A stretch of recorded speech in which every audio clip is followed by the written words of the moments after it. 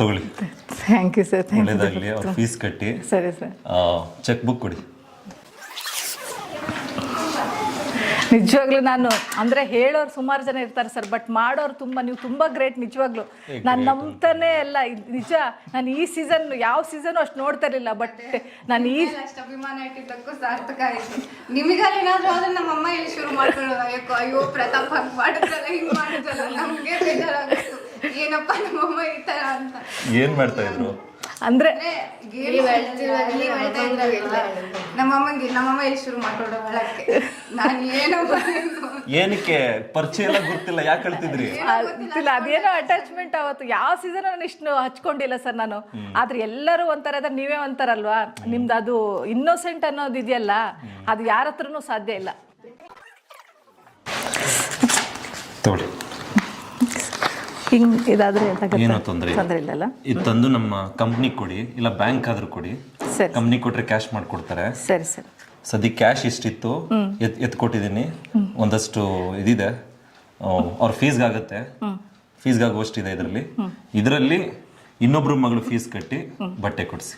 ಸರಿ ಸರಿ ಸರಿ. ಮಾಡ್ತೀರಲ್ವಾ? ತಗೊಳ್ಳಿ. ಫೋನ್ ಮಾಡಿ ನಾವಿದೀವಿ, ಯಾಕೆಂದ್ರೆ ನನ್ನ ತಂಗಿ ಬೇರೆಲ್ಲ, ಅವ್ರು ಬೇರೆ ಅಲ್ಲ, ನಮಗ್ ಗೊತ್ತು ಏನು ಅಂತ.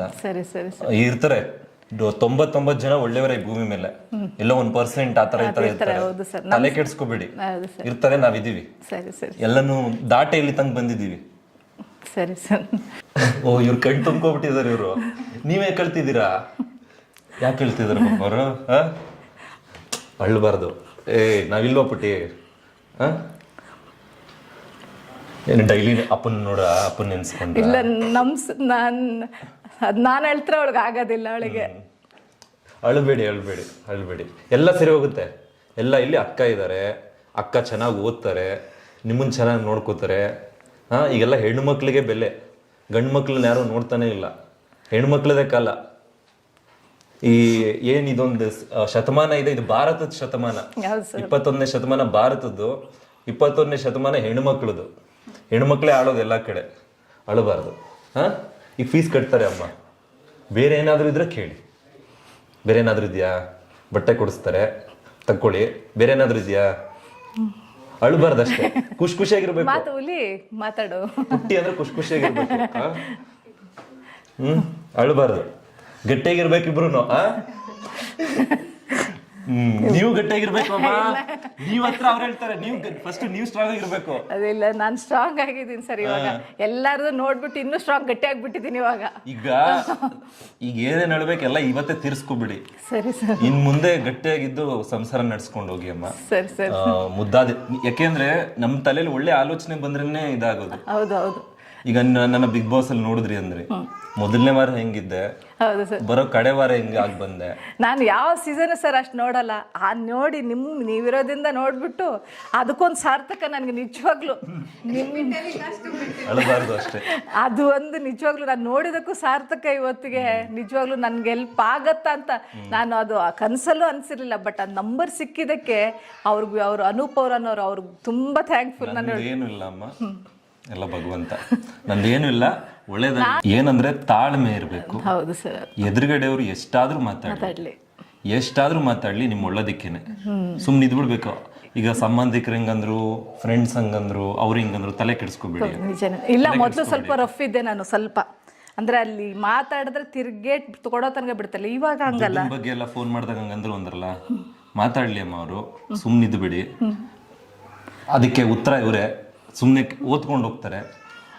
ಅದೇನು ಕರ್ಮ ಅನ್ನೋದಿದೆಯಲ್ಲ ಅಮ್ಮ, 2ರಷ್ಟಾಗಿ ನಮ್ಗೆ ವಾಪಸ್ ಬರುತ್ತೆ. ತಾಳ್ಮೆಯಿಂದ ಇದ್ಬಿಡಿ, ನಿಮ್ ಕೆಲಸ ನೀವು ಮಾಡ್ಕೊಂಡು ಹೋಗಿ. ಯಾರ ಬಗ್ಗೆನೂ ತಲೆ ಕೆಡ್ಸ್ಕೊಬೇಡಿ.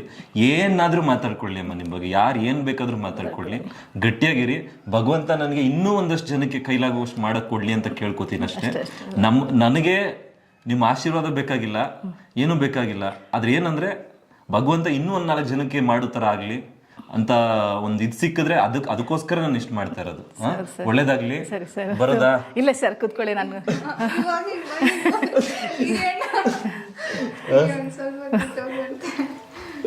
ಇರೋದಾ?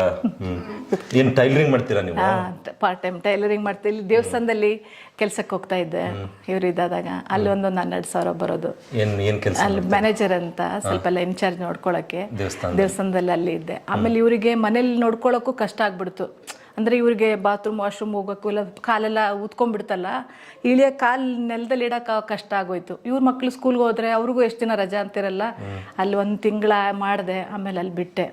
ನಾನೇನಾದರೂ ಅಡುಗೆ ಏನಾದರೂ ಹೇಳಿದ್ರೆ ಹೋಗ್ತೀನಿ, ಮಾಡಕ್ಕೆ ಹೋಗ್ತೀನಿ. ಸರಿ ಅಕ್ಕ, ಆ ಥರ ಮಾಡ್ತೀನಿ. ಒಳ್ಳೇದಾಗಲಿ. ಸರಿ, ಹೊರಡ್ತೀವಿ. ರಮಿತಾ ಅವರೇ, ಮಕ್ಳಿಗೆ ಚೆನ್ನಾಗಿ ನೋಡ್ಕೊಳ್ಳಿ. ಹೆಣ್ಣು ಮಕ್ಕಳು ಅನ್ಬೇಡಿ, ಹೆಣ್ಣು ಮಕ್ಕಳು ಅಂತ ಧೈರ್ಯವಾಗಿರ್ಲಿ. ಬೆಳೀತಾರೆ, ಒಳ್ಳೇದಾಗತ್ತೆ ಅವ್ರಿಗೆ. ಬರೋದಾ? ಒಳ್ಳೇದಾಗ್ಲಿ ನಿಮ್ಗೆ.